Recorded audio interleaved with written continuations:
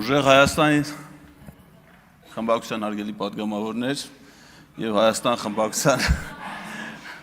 պատգամավորներ, ովքեր հետևում են մեզ նաեւ այլ հարթակներից, ես եւ նաեւ մեր նիստին աշխատանքներին հետևող քաղաքացիներ, նախ մինչեւ իմ ելույթի բումբովանդակության անցնելը ուզում եմ պաշտոնապես հայտնել, որ Տիկին Ագնեսա Խամոյանի կասկածները իբր պարոն Վարդևանյանի օգտին տրված քվեներ եղել են քյաբաբով տրված ընտրակաշառքներով անհիմն են,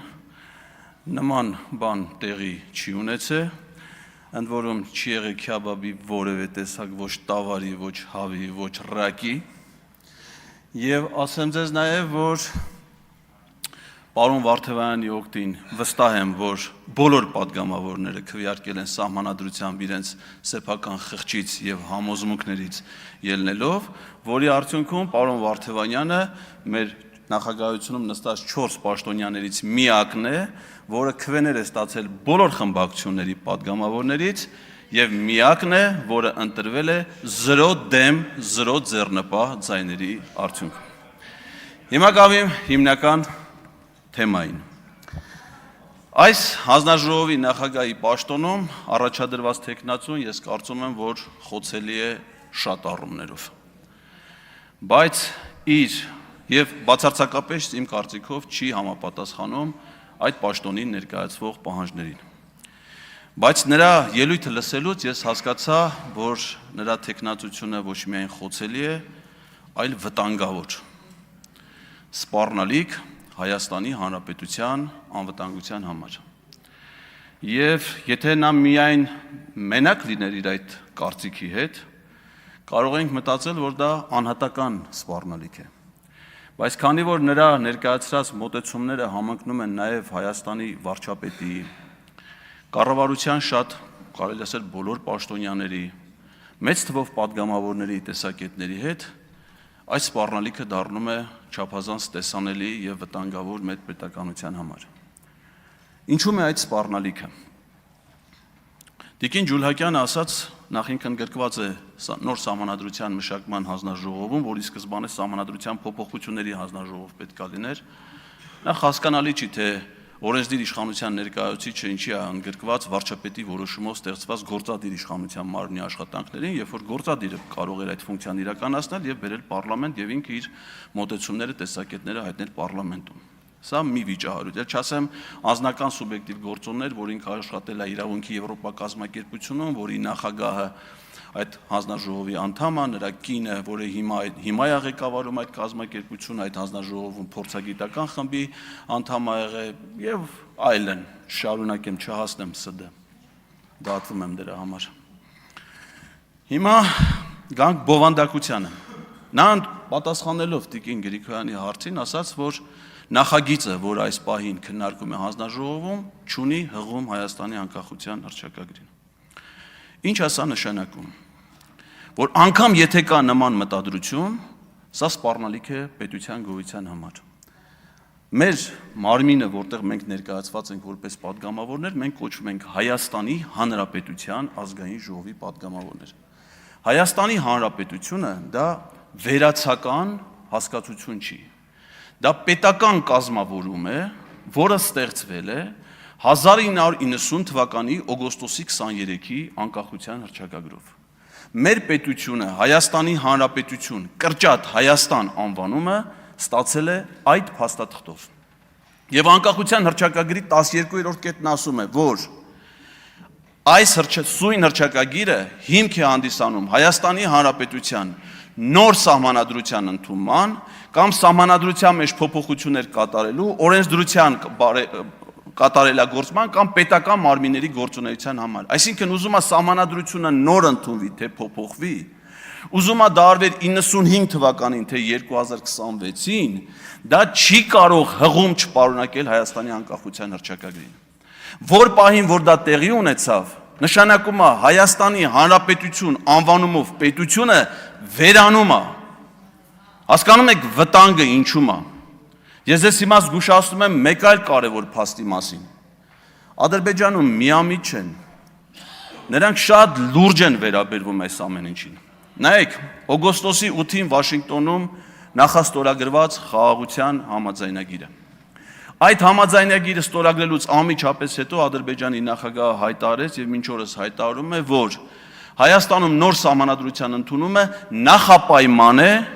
այդ խաղաղության պայմանագրի ստորագրման համար։ Եվ ասաց, որ դա Հայաստանի տնային աշխատանքն է, երբ որ այդ աշխատանքը կկատարեն, այդ փոփոխությունը կլինի, նոր կստորագրվի պայմանագիր։ Այսինքն նախաստորագրված պայմանագիրը,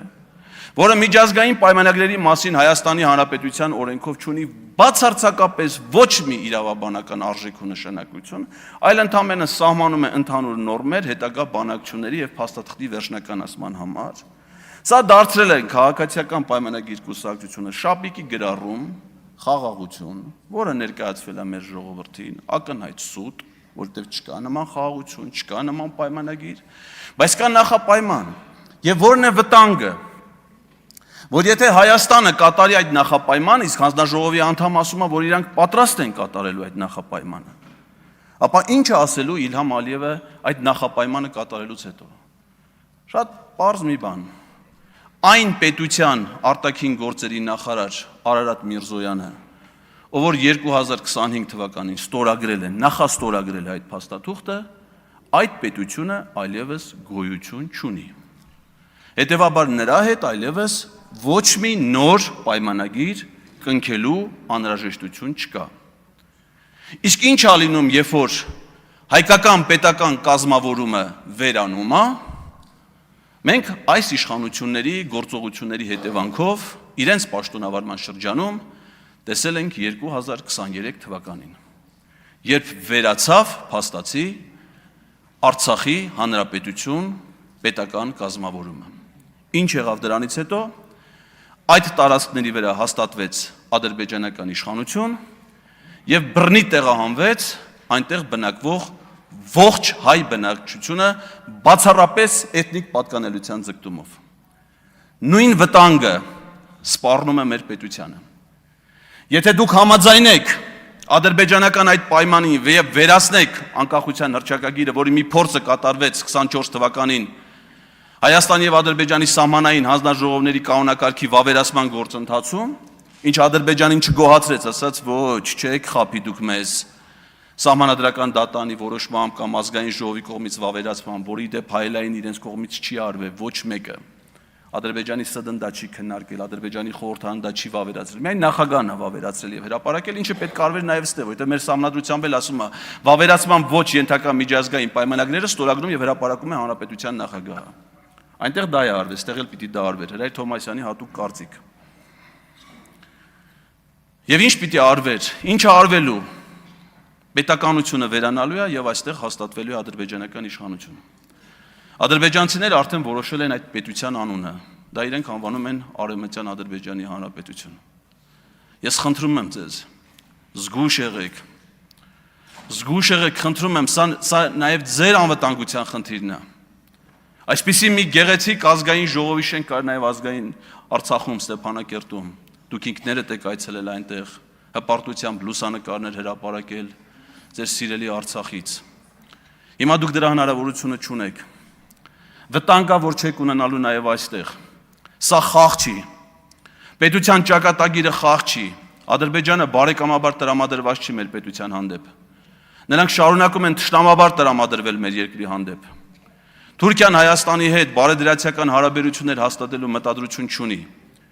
Թուրքիայի իրական մտադրության մասին խոսել է Հայաստանի վարչապետ Նիկոլ Փաշինյանը 20 թվականի պատերազմի ժամանակ։ Երբ որ ասել է, որ սա միայն մեր պատերազմը չի Ադրբեջանի հետ, սա մեր պատերազմն է նաև Թուրքիայի հետ,